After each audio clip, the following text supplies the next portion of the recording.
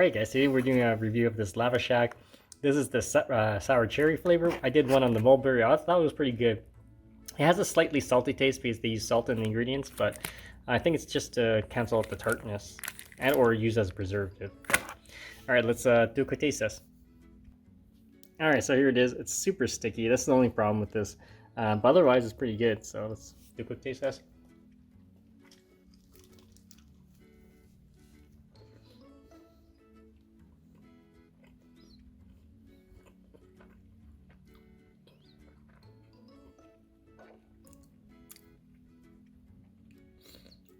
Wow, that's pretty good. It's really sour.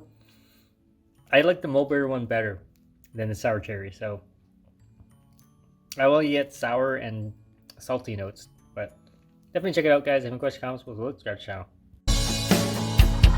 channel.